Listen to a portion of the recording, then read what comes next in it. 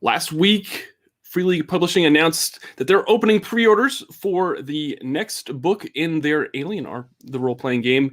It is available at alien-rpg.com. It is the Colonial Marines Operations Manual, and if you pre-order it right now, you'll get the PDF before everyone else does at mass retail once it hits retail, and you also get this really nice PDF art book of all the amazing art that's in this new book. So make sure to check it out at alien-rpg.com if you're interested in anything that we're talking about today. Today we've got the author of this Colonial Marines Operations Manual on, Andrew E.C. Gaska. You know him as the author for the core rulebook, the Chariot of the Gods cinematic scenario, and also Destroyer of Worlds, the cinematic scenario.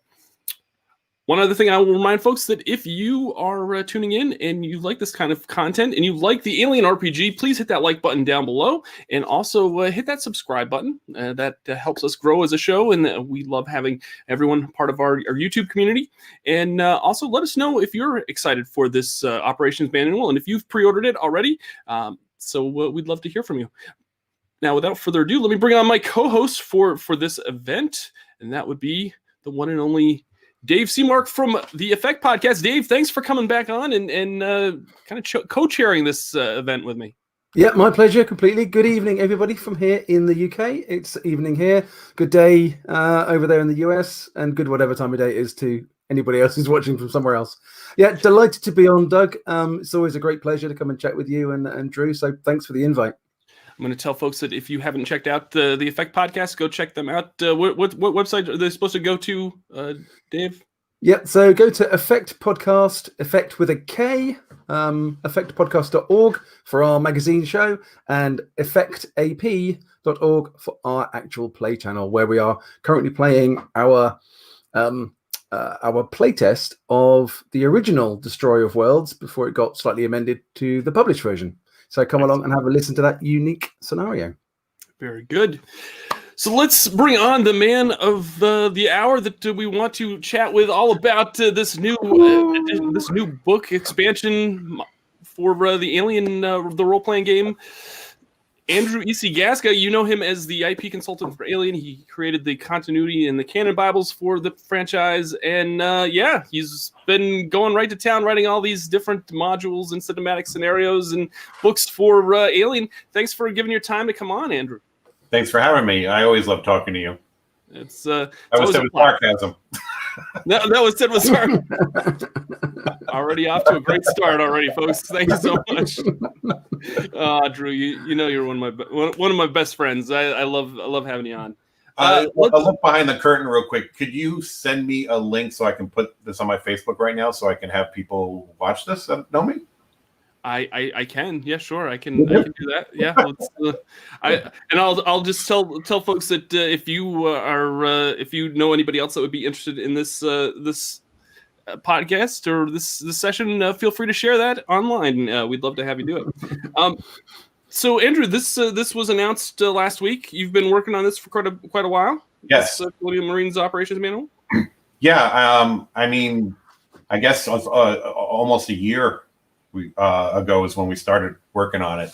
I was finishing up Destroyer, and one of my co-writers on it, Paul.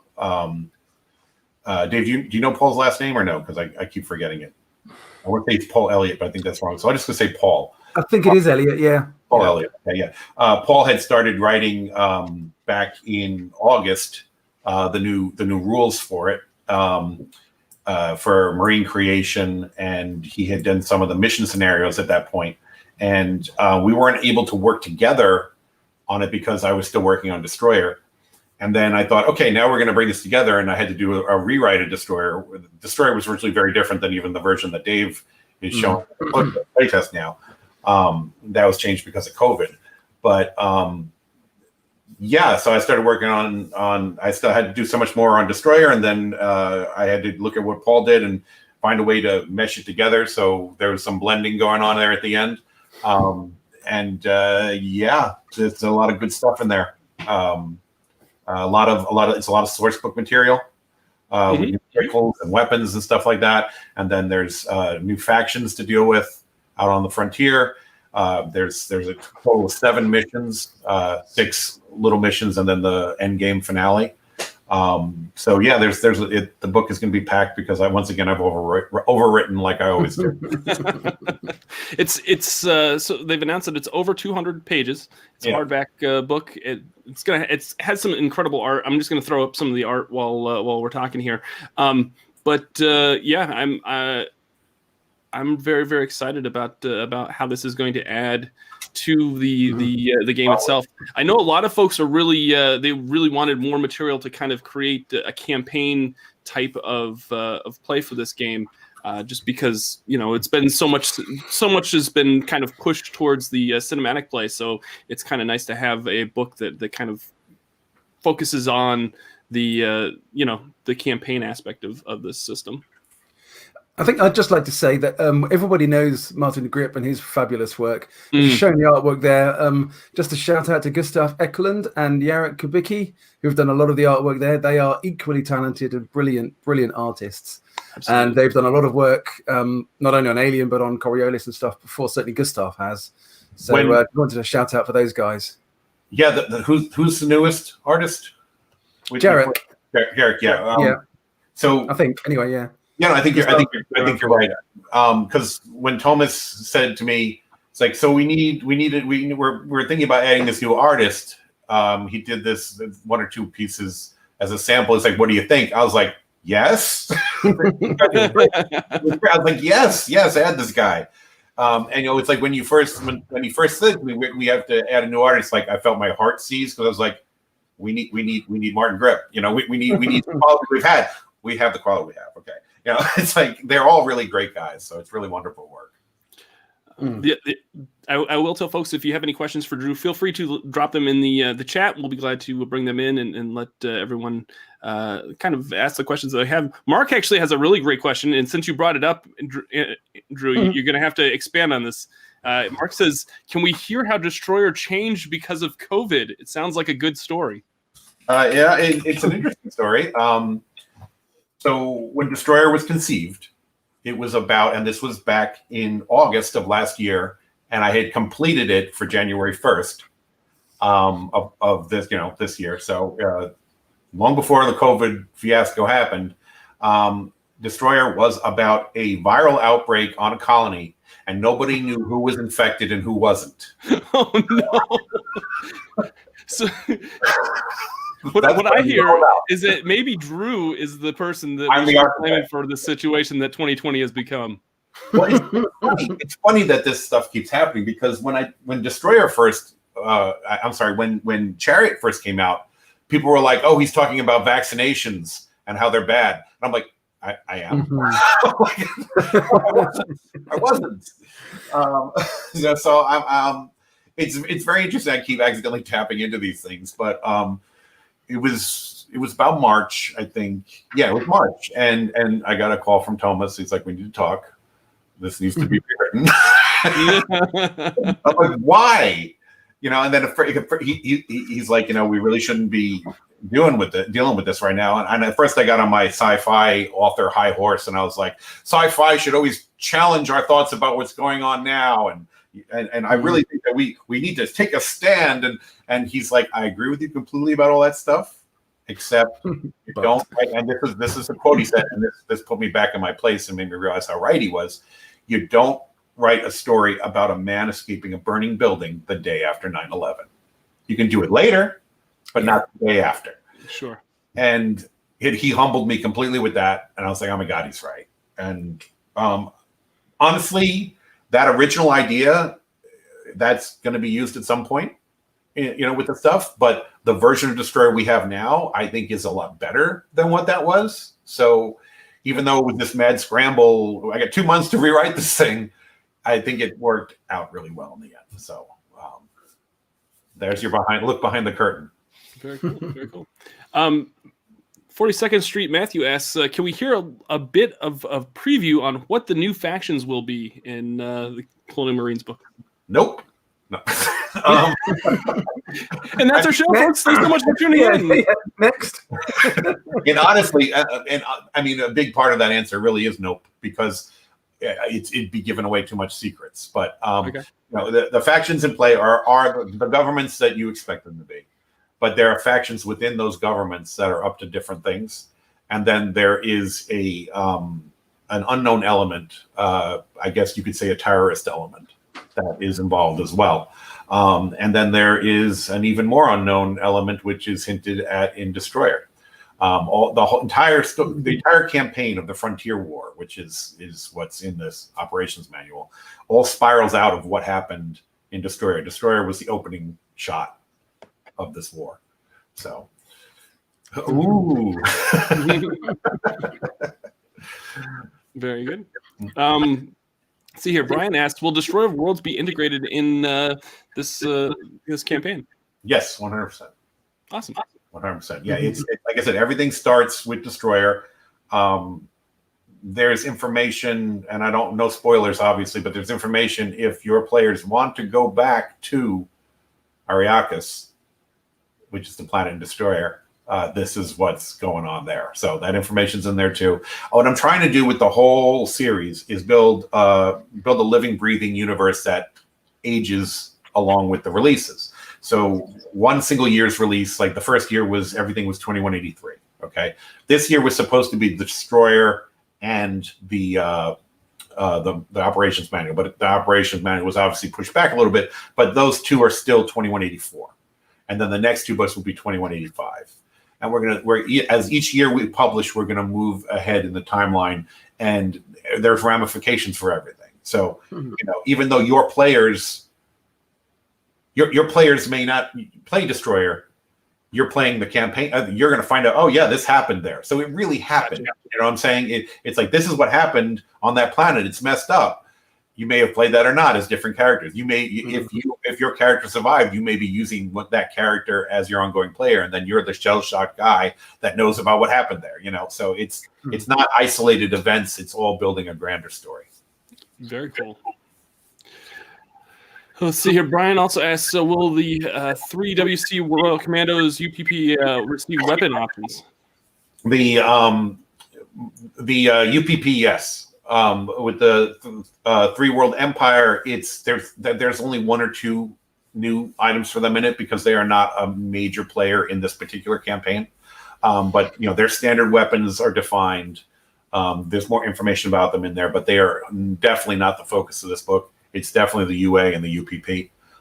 But there's lots of new stuff for the UPP in there. Some of the stuff was put in Destroyer, but there's a bunch of other vehicles that weren't even in Destroyer that are brand new that you're gonna get to have. So, and are these vehicles that are from books and comics elsewhere in the canon, Drew, or are these sort of brand new ideas that have been put together for this book?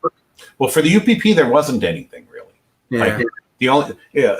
I remember when I the William Gibson Alien 3 comic, they show a dropship that they have, and it's literally they just use the Colonial Marines dropship for that. So that dropship is there, and I wrote a backstory about it that is similar to the way the Russian space shuttle suddenly looked almost like our space shuttle. funny that. Yeah, exactly. So I have that story about that dropship in there to explain that artist doing that in the comic. But their version, the wings don't unfold out. It doesn't have the advanced mechanics. It's like a bare bones version. But there's a whole bunch of new vehicles for them that are. I looked at things like, okay, so let's look at a fighter craft, the fighter craft lineage from Russia and China and everything. Let's extrapolate what it would be in the future. Okay, things like that. Now for the Marine side though, there are things that have been pulled from other sources, and it's something that I'm really proud of. Is my insanity in deciding that I was going to make the Kenner vehicles be canon. So I know it sounds ridiculous because you look at something like what. But the approach we took for it was, like if you look at the Kenner X-Wing from 1979, okay, for Star Wars, right? Yeah. It's not, you look at it and you say X-Wing, but the scale is completely wrong for the actual ship in real life, okay? And when I say real life, you know what I mean. The cockpit is way too big, the thing is stubby, because made small and into a toy. So we started with the Kenner toys, and we said, okay, if this is a toyetic version of a real vehicle, what would that real vehicle be? And we pulled it backwards to make it realistic, and those vehicles are now in there. So you're going to get your XT-37 Stinger. You're going to get your evac fighter, and you even get the hover tread. So, and we made that make sense because it's a disaster. It's a failed experiment. So, the hover tread. It's a tank, but it floats. Okay, so it has tank treads, but it floats. Okay, so we did that make sense. We wanted to do it all vehicle, and it did none of it. So yeah, and there's stuff from the comics in there. I think everybody likes the Berserker armor from Aliens Tribes, and that may or may not be in there. Yes, it's in there. Nice. Heard it here first, guys. Heard it here first. So yeah, there's a lot of cool stuff in there that comes from other sources, and some new things, like I said. So yeah, so it's like the reason why we had to have a UPP fighter is because we had the evac fighter. So it's like, okay, if we're not going to, have you, we're flying around and the UPP is using their drop ships. No, because they destroyed easily by a fighter. So it's got a nice balance of stuff for the two armies. So. Nice. Cool.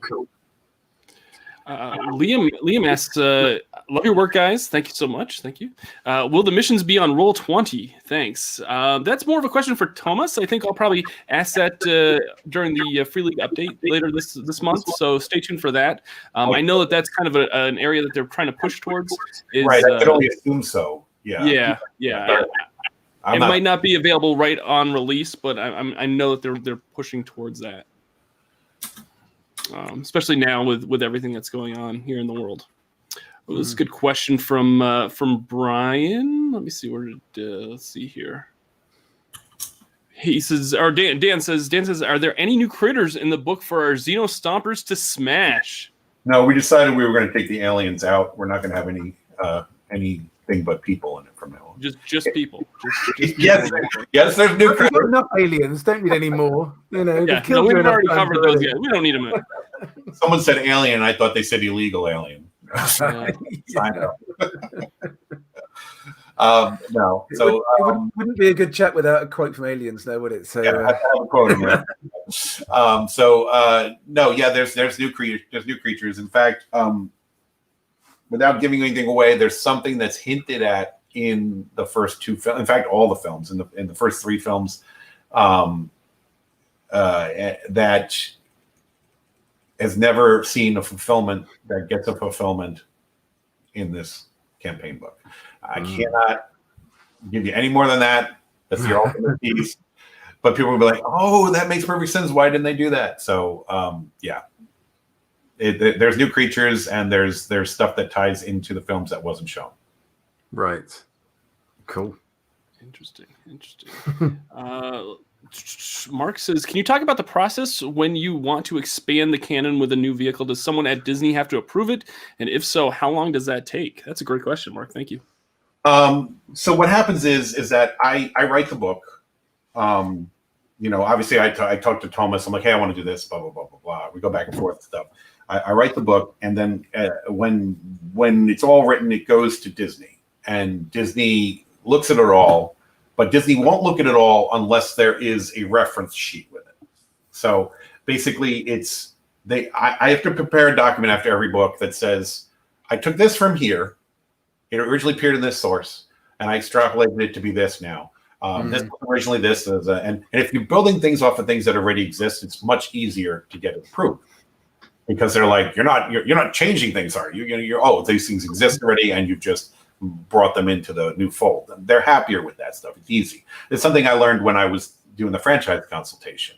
That if you're going to shake it all up, who are you to shake it up? We need Ridley Scott to shake it up. You know what I mean? Right. Not the role playing game to shake it up. So there's areas that it's really easy to get things passed by, because once I can back it up with, well, this was in this, and this was mentioned here, and this was there. And in fact, with the XT-37 Stinger vehicle from Kenner, they kind of drew it in the Colonial Marines 12-issue series anyway. So it was easy enough to pass that. It's like it's in the comic and it was a toy. Oh, okay, good. So little things like that. What's also really something that I love to tap is the unproduced material, because and I was inspired to do that by the West End Games Star Wars game back in the 80s. Yep. I always wind up talking about this because I love it so much. But it's like they would have different vehicles, and you'd look at the art, and it's like that was the unused version of the speeder bike, and then that stuff winds up being in Rebels. It's like Ezra bike, And you're seeing that stuff now in the Mandalorian. They're going back and pulling in all sorts of McQuarrie art that was concept art and putting that into the show. So no spoilers. I haven't watched it yet. No spoilers. Oh no, don't worry about it. So we got to remove Dave from this pod. Yeah, I'm sorry, Dave. If you haven't watched that, then yet. I said yet. What do you call it? So like that's the easiest stuff. I know what to work around, and everything that I have. This is what it comes down to, okay? And it's a mistake that so many people make when they work on a franchise, okay? And I think a lot of this time is because the person who works on a franchise doesn't necessarily love the franchise. It's a job, okay? And you may get a really talented author or designer who's working on this, but I casually like Alien, okay? But so I'm going to put these things in that I think, but I have this idea for this, okay? So for me, I save that stuff for my creator-owned stuff that's going to come out, and what I try to do is I look at the core of, okay, let's look at what we have here, and there's stuff that hasn't been done, which is clearly implied here, and then there's things like, oh, but what if it was this? So which is out of it, and then so it's all true to Alien when you look at it that way. So I honestly, I haven't had anything rejected yet that I've put in, fingers crossed.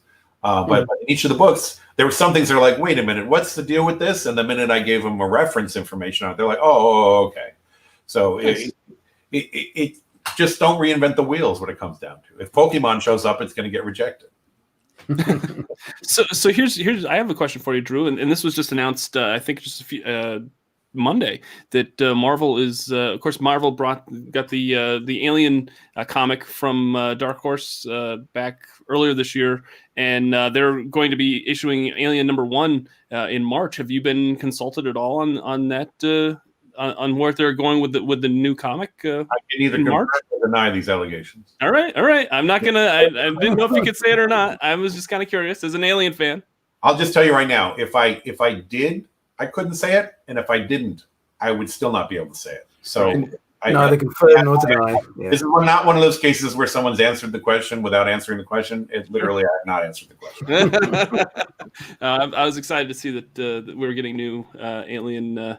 A new Alien comic on the way. Yeah, no, looks good. Yeah. Rick Osha says, hope these lookdowns end soon so I can see you at a con. Lockdowns, right? That's what he meant? No, it says lookdowns. I think he means lockdowns. No, I think because you have your camera down. I think that's what it is.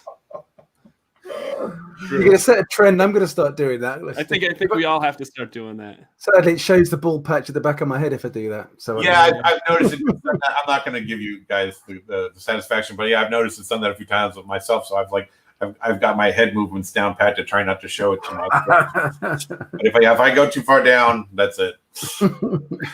Judd asks, is the political situation drawn from the Alien 3 audio drama by William Gibson? It's based on the script from William Gibson. So nice. Yeah. And a lot of the politics of that are exactly what's going on in the game. I based it all on that. So. Nice. 42nd Street Matthew asks, will there ever be a source book or further details about the engineer's space jockey, or is that all in Ridley's hands? So they can be the engineers and the space jockeys have influence in things that are going on. Okay, you will see things that have to do with them, but the ultimate, there'll never be a source book or anything like that, because that literally is Ridley Scott stuff, and that's one of those things where you got to be careful where you tread. Sure. Because we're dealing with creating canon stuff here, and so if we work the right way, what we do won't be contradicted by a major film later on. If we decide to say, like, for instance, if we came out and said the space jockey and the engineers are not the same, they're two different races, I don't know that, and that could be completely wrong. So we can have a situation where you're really confused about what's going on, but we can't answer those questions. And some of that is what makes the horror of Alien. I mean, when we saw that space jockey there and knew nothing about it, that was more terrifying and more awe-inspiring than anything else. So especially in a game like, in a universe like Alien, nobody has all the answers. You know, how did the egg get on the ship in Alien 3? Well, we don't know, but really, for the plot of Alien 3, you don't need to know. You just need to know what happened. And, you know, so what happened on that ship in between? I know the Colonial Marines video game, which is no longer canon, tried to answer that, and it kind of answered it poorly. There's been other suggestions that it came from the Queen, who was, you know, on the ship briefly. There's all these different. Someone thinks Bishop brought him there, which I don't think at all. But I don't think. I think it's one of those things where if you make your players think, "Oh, I've got this solved," but then you throw them a bone, which makes them go, well, "Wait a minute." That's part of the universe. It's like the X-Files. Also, the more things were explained in the X-Files, the less interesting the X-Files became. Sure, absolutely, yeah. Brian asks, what is the estimated release date for the pre-order PDF? I know I've gotten an answer from Thomas previously in the Alien Facebook group.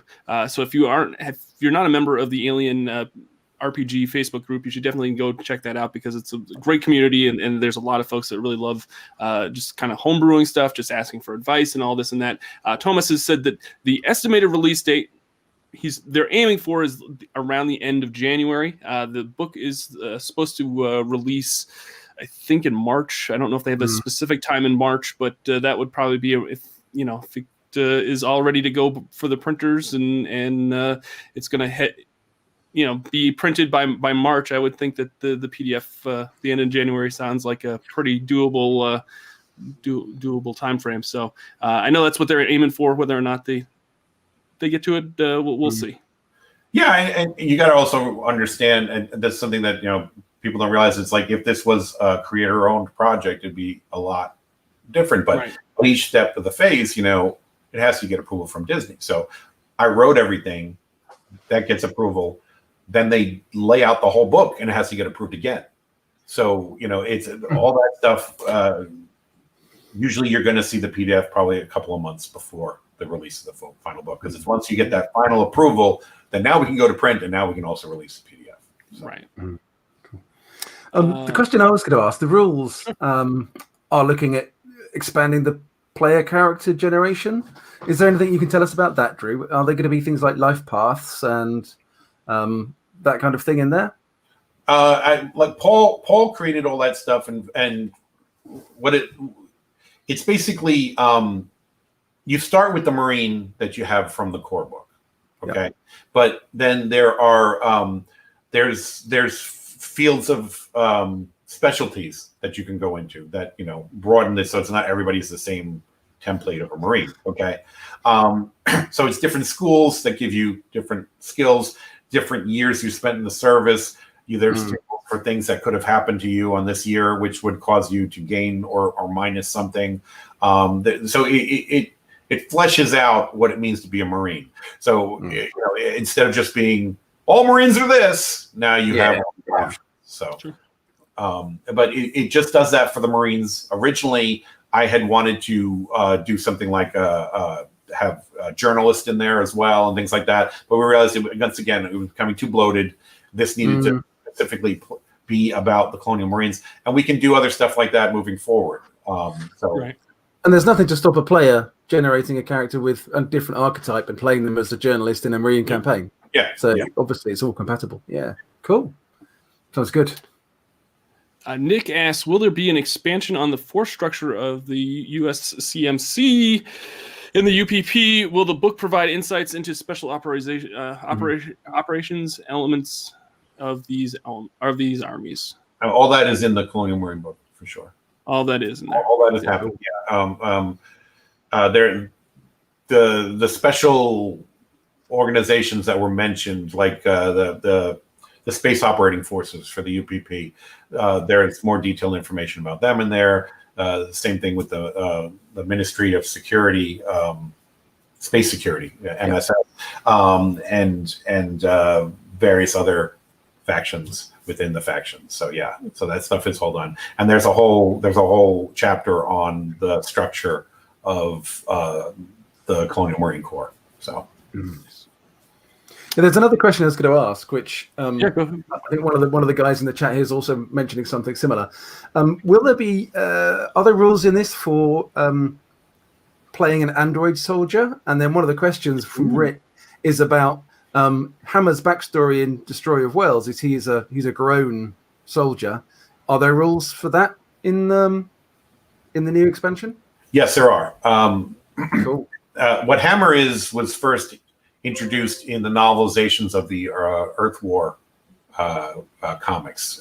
It wasn't mentioned. There's a character, General Spears, that's in those comics that wasn't mentioned any of this about him, but when Perry expanded it for the novel, it was explained that they were artificial womb soldiers, and I always thought that concept was really cool. So yeah, that's still built in there. You can play someone like Hammer. I'm sorry, what was the other part again of the question? It was combat androids. Oh, okay. So here's the thing: combat androids are and you'll see this in the history. They're illegal. Okay. Oh. The UPP use them, don't they? So yes, the UPP has started to use them again, which is a big problem. Okay, and because of that, the UA, and you can see some of this in Destroyer as well. But because of that, so the UA is starting to rethink, oh, maybe we should use them anyway, even though they're illegal. So, yeah, that stuff is not that stuff is all hinted at, but going further into stuff like that will be for an Android supplement later. Right. Yeah, the UPP basically found a hidden storage facility that had David Sevens just in there, and they reprogrammed them all as combat androids, and some of those are Destroyer. So yeah, so they've opened a can of worms there. So. Very cool. Sandro asks, as space is hell in Aliens and Marines will likely suffer PTSD, will there be an alternative expanded versions of the stress tables for long play? That's a great question. It is a great question, and I actually don't know the answer to that. Because I don't write the rules, so I write the lore, the adventures. I'm writing the stats for the creatures now, and their special attacks. Because and which is very interesting because Dave wrote the original Aliens in the core book for that stuff, and every time I do a creature, I'm like, oh man, I've got to top what it does on that thing. How am I going to top what Dave wrote? Like, it's got to be something different. Like there's some crazy attacks that are in Destroyer of Worlds, which I don't want to spoil, that were clearly came from the fact that, all right, Dave, hold my beer. I never said yes to holding your beer, though, did I? No, you didn't. But yeah, there's one attack that I'm really proud of that play. I really don't want to say what it is, but there's one creature that there's one attack in Destroyer that people are constantly saying to me, "Oh my God, they held my character down and did this to it," and it worked out really well. So that's the key to making each of these creatures unique, because in some cases you'll see an alien that may look the same as another alien, but this alien is slightly different and has different attacks. So even if you've been playing a while, okay, I know he's either going to headbite me or do this or that. Oh my God, what did he just do? I never saw that before. That's the only way to keep it, interesting, I think. So yeah. Very nice. Judd also asks, any sign of some aliens who might hunt other species, a space predator of some kind? I love how we kind of tiptoed around the question a little bit, Judd. Thank you so much for. I love. Is it that tiptoeing makes me wonder if Judd was it right? Judd, yes. Yeah, if Judd already knows the answer to this question. I think we should give a prize for somebody who asks the question without using the word predator at all. Absolutely. No.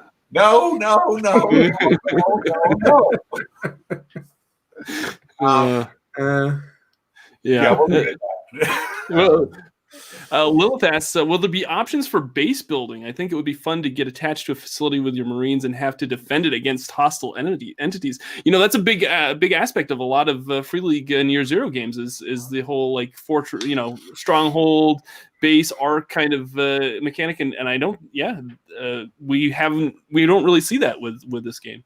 I think your question, the questions your listeners, viewers, whatever they are, I think the questions your viewers are asking may be building the second Colonial Marine book. Oh, there's so much that's in this first book, and there's a couple of things you guys have mentioned that are not, and they make perfect sense.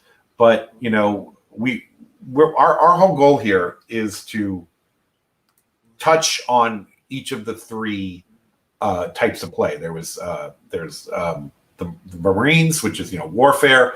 There is the space truckers, which is just an honest man making an honest living in the galaxy, which at least Douglas will know what I'm talking about with that. And then there's the sense of wonder, which is the explorers. So with the core book and Chariot was pretty much your first touch at space truckers. Okay, Destroyer and the Colonial Marine source book, campaign book, are your first look at Colonial Marines. And then there's going to be 2 Explorer books. And then we're going to circle back around and start giving you more on those. So somewhere in there's a Space Trucker campaign coming out that will take you much further than all the Space Trucker stuff you got in the core book.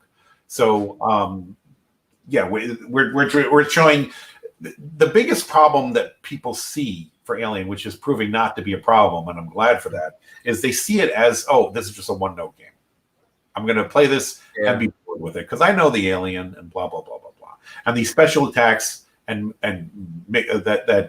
Dave created, and then making it later on that not all these have the same special attacks and things like that are putting people on their toes.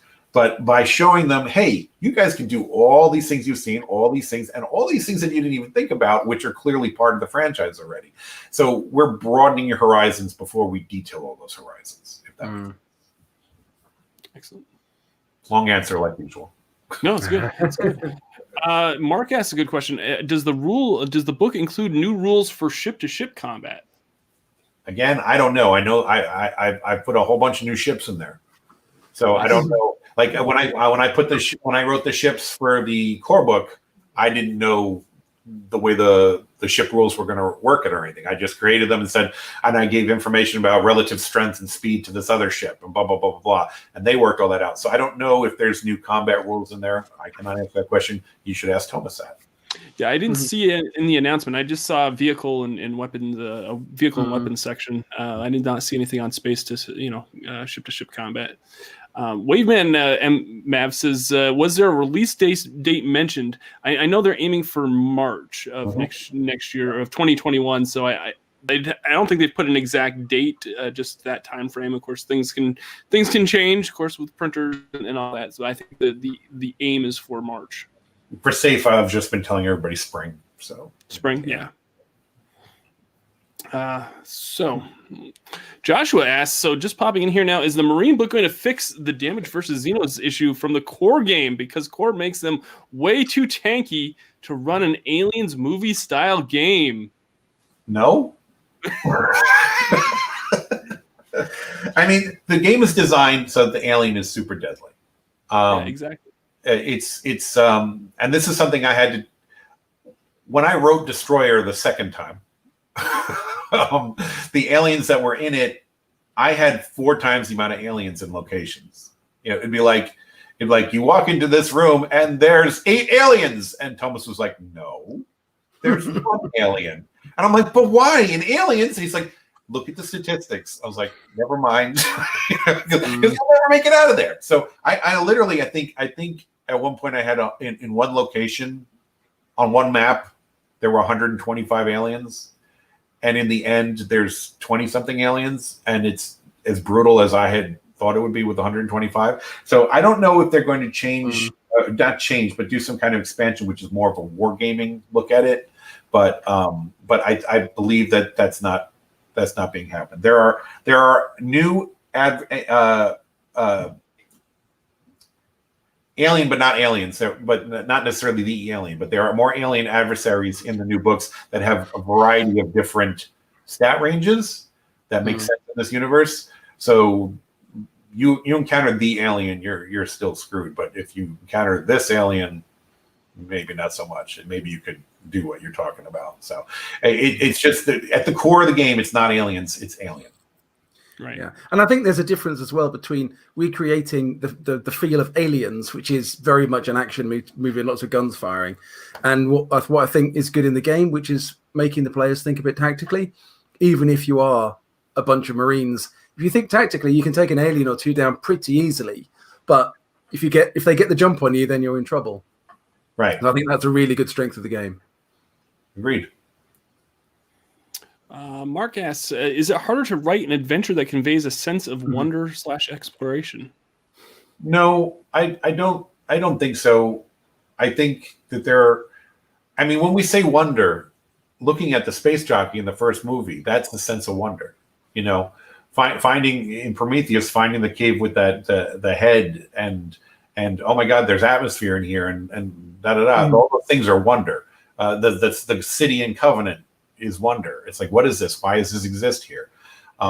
It's the thing that makes you want to look in the egg. That's the thing that makes you put your head, what is this? So it's not a Star Trek, it's an evil Star Trek. If that makes sense. No good will come of this. Wonder all you want, but no good will come of this. There will be blood. So yeah, I don't think it's difficult at all. No. Yes. Winks asks, is the personal agenda / story system getting any changes or improvements in the Colonial Marines manual? Operations manual? It was definitely a favorite aspect in Chariot of the Gods for my group. This is probably is that something you can answer, or no? Is that a question we might be able to ask Thomas at the that's another Thomas question. Yep. Yeah. Totally. Very good. So, Dave, do you have any other questions for Drew that you had in mind? If anybody else has any other questions, we're running up to about 42 minutes, so we probably only keep a few more minutes longer. But if anybody else has any other questions as you're watching, let us know, and we'll try to answer them before we sign off. So I think I've got sort of a couple, but the main one. There are, I think, 6 Marine missions at the end of in this book, and an end game. Is there anything you can tell us about any of those? About sort of the style of writing? Are these kind of like adventure sites as you'd get in Forbidden Lands, or are they kind of actually sort of mini scenarios, or is it? What can you tell us about those? It's. I guess you could think of them as 1-act scenarios, but it's not. It's. You have a map, you have a location, you're going here to do this. But then there's things that will happen that there's a list of things that can happen that totally change what happens in there. And there are events, just like in the cinematic scenarios, you can either play all the events, you can play just 1 or 2 of the events, or you can play none of them and do your own thing. Yeah. There's a lot of flexibility in it. As a single act, in most of the things that I write seem to take players like 4 hours at least to complete. There's a lot of stuff in that. You'll have a lot of fun. One of the locations that I created for that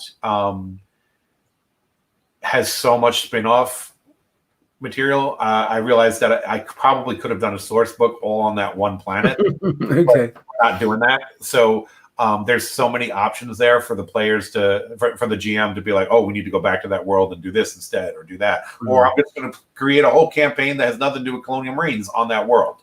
Yeah. And it's a world that's been mentioned in the movies but never seen.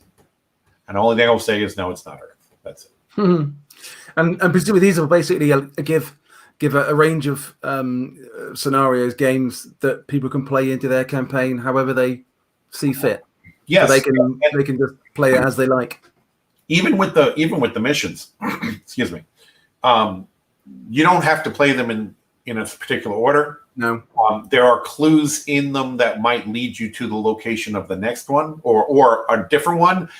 but you could wind up zigzagging around them before you get to endgame, or you could wind up going a straight line, or you could just have the GM create their own thing that leads to endgame if they want, or just use it all as source material. It's made very flexible, very flexible. Yeah, cool, nice. Very awesome.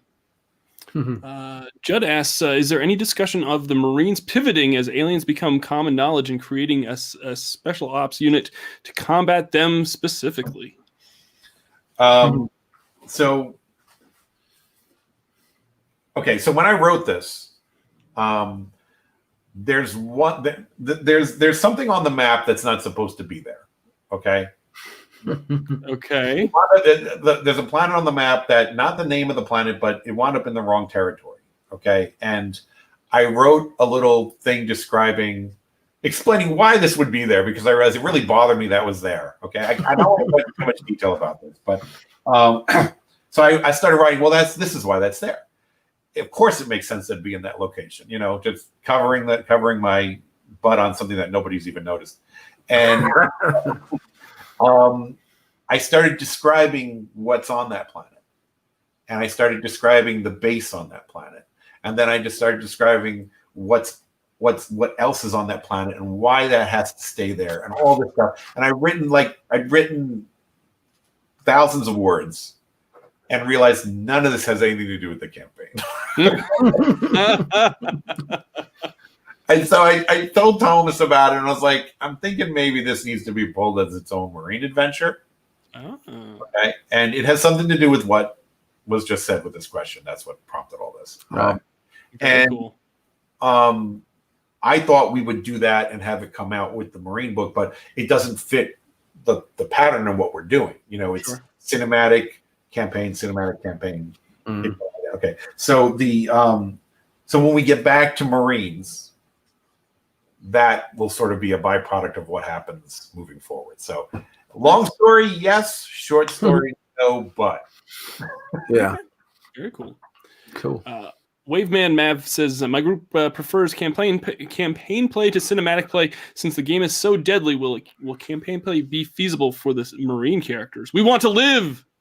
Well, this is something that I've been thinking about lately, and I think that your players are going to have a different way of handling things. I think there's more likely to be people cowering and hanging back on things, which is interesting because it's going to create a lot more stress at the table. You're going to be more invested in the characters. And I think it's going to be interesting how people deal with it. But in regards to the deadliness, things are still really deadly. Don't think, because it's a campaign, the aliens are less deadly now. They're not. It's just you are dealing with a bunch of stuff in between as well. Okay, because the alien should not be. And then you turn the corner and there's an alien. It should never. The alien should never be that. It should be the prize that now we have to face this and we're screwed for facing this. But also this whole thing with the advancement and the career stuff and everything like that just being added in there allows your players' characters to become better, and the story points are being applied to characters that are building in the campaign. So you will increase in ability and your survivability will be better. But just like Ripley, you're probably going to hit a wall eventually. I mean, she grew so much, but it was inevitable. And when that happens, what you're playing is you're playing a unit that is sent on these missions to do these things. Okay. So if your player dies in the next mission, you will play the Marine that replaces that player if you want. Because the Marine unit has to have 12 guys in it. So if somebody dies, they don't just have a Marine unit with 11 guys. No, they send a replacement in. So you may wind up playing replacements. But if you're smart about the way it's set up so that if you're smart, you'll survive. I think a lot of people in the cinematic scenarios do crazy things because they know they're dying anyway. And that crazy things are some really interesting moments in the game. When I was playing, the one time I played with Dave on, was that for UK Game Expo? Yeah, it was District 11. Yeah. I did some crazy things in there just because, let's see what happens, and it wound up being really cool. I didn't die because of the crazy thing I did. I died because of the stupid thing I did. So no, I think literally, again, to bring back the joke about hold my beer, I literally have been watching people all along saying, I don't know how this would work for campaign play, and literally I thought hold my beer when we did this. So I think they'll be pleased. Mark has a really nice question here, or a nice comment here. It says, Mark says, it's clear Free League really cares about the quality, the lore, playability, story, art. I GM a game for my wife and kids, and I can't tell you how much fun we have playing this game. Thank you. I really think that Drew, you're doing a great job, and all the team at Free League is doing an incredible job with this line. I think it's not only appealing to folks that love Alien, but also just role players in general as well. Stuff like that makes it that much better. All the positive reaction, all the fans that contact me privately to tell me about what crazy thing happened. I'm not annoyed by any of that stuff. I know there are creators who are like, oh, they won't leave me alone. It's like, no, I go on the groups and talk, and so does Dave, and we make fun of each other a lot on the groups. But any reason I talk to you online, Dave. But and I just hate this Douglas guy. But regardless, I've said this before. I don't know if I've said this on a show with you, Douglas, or not. But it's like, what makes this product what it is that everybody involved in it actually really cares about the property. Martin Grip is not phoning in his art.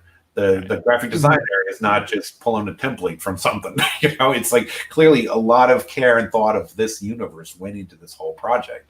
And if I could have brought my A game and nobody else brought their A game, and it wouldn't have done well.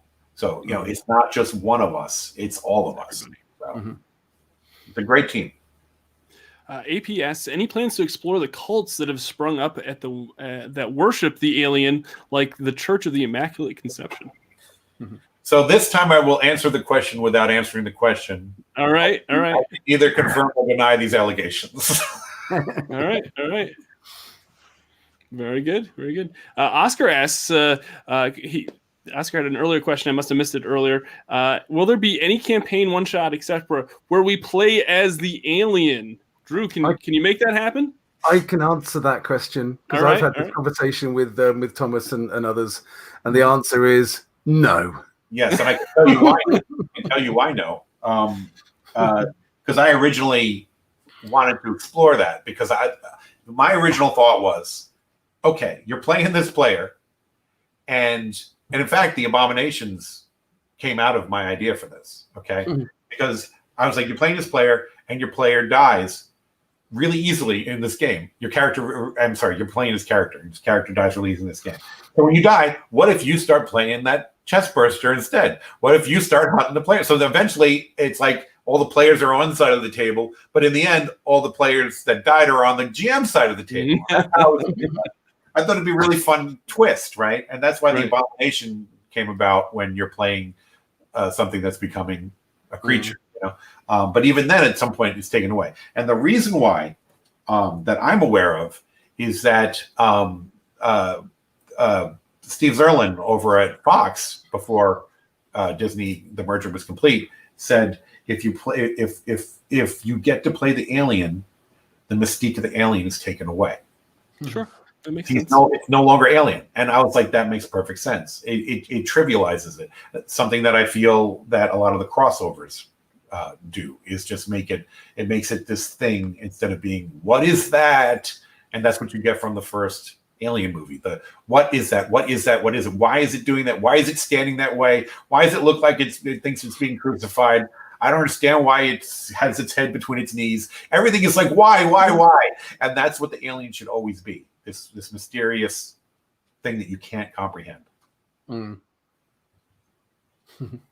That didn't stop me doing a fan hack by Alien, where you can play aliens, which my players really enjoyed. But your point is a good one, well made, Drew. Though that's a fair point. Yeah, it as far as brand, as far as being on brand, not allowing you to play the alien makes perfect sense. Yeah. From a fan standpoint, yeah, it would be cool and fun. Especially, I think it would be really great to have that one player on one side and everybody on the GM side of the table at the end, and that one guy who's left like, what am I going to do? You know, but to be on brand, I think this makes more sense. Yeah. Sure. Rick Osha asks, will there be anything in the works about a more established colony like the mining operation in Outland? I have something that I've already written a pitch for and has not been approved or disproved yet. So okay, cool. Hopefully, yes. Very cool. All right, we're getting close to an hour. We've caught up on all the questions. Is there anything else you'd like to tell folks about this this Colonial Marines Operations Manual before they go pre-order it, or if they've already pre-ordered it and they're excited about it? Drew, is there anything else that you want to say to everyone that's tuning in and watching this?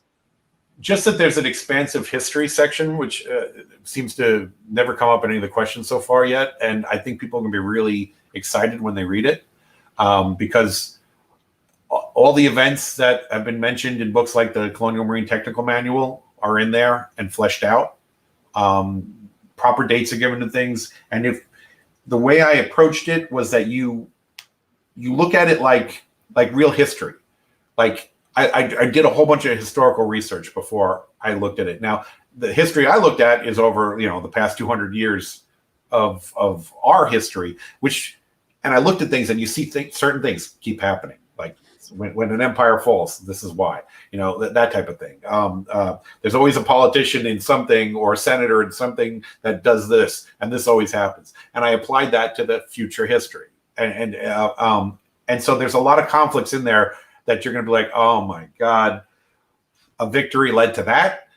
So it's a living, breathing history that pulls off of all the things we've seen before and ties it all together nice and neat. So I think people are going to really enjoy that. Other than that, I recommend that you still be prepared to die.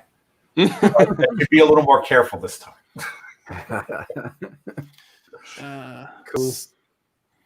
Before we sign off, I just want to. There's another really nice compliment in here from Cameron Dooley. This is. I just want to say, great job with the Alien RPG in the groups. I GM for absolutely love it, and there's a couple in the groups I GM for who love that you have down with the lore and how you have honored the Alien franchise. So, Drew, I know that it's hard to when you're working on these books and you're writing and you're and just like all of us that are dealing with everything that's going on in the world and being stuck at home all the time and not knowing, how much of an impact your work has been doing. I like to pull in those comments to let you know that people are really loving what you're doing and that your work is well loved and well received. And I know as a creator, sometimes you kind of think, oh, how is this actually being perceived? And I just wanted to, the chat has been constant with comments like that.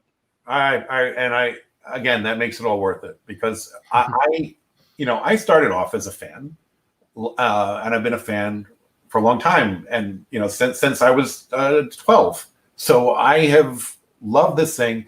And one of the things I decided I want to do when I did my career was I want to create things that have a lasting effect that people will be talking about, and game wise or story wise that they will enjoy and be talking about for a long time. And I want to give back to the things that did that for me. And so working on something like Planet of the Apes and Alien and stuff like that, I don't want to just go in there and say, oh, this is my Planet of the Apes. I'm going to go in there and say, let me revere what has come before and help bring it together in a unity that wasn't necessarily there because all these projects were done separately. So I really appreciate hearing stuff like that. So thank you, everyone. Thank you. Absolutely.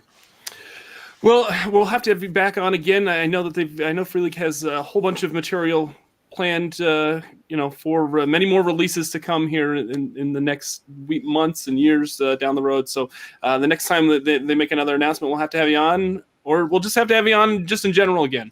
Yeah, I love arguing with you. Dave is another story. Arguing. Yeah, Dave. I'm too busy holding a beer, Drew. That's what it is. Dave, you're coming back on tomorrow at this time, 3 p.m. Eastern, and it's like 8 p.m. over there your time to do an actual play of Alien. That it's a scenario that you wrote yourself. Yep, it's the next one. It's called Alien Index, and it's a bunch of 3 World Empire squaddies getting themselves into trouble. Nice. Did you get the approval from Drew before? No. Before. Can I come and It's not official. can I come and heckle the whole time? Absolutely. You know what we did, Drew? We had Matthew was on and did a Vason actual play of A Wicked Secret, and the author Gabby was in the chat and kind of and was talking while that was going on. So yeah, you should tune in and you can.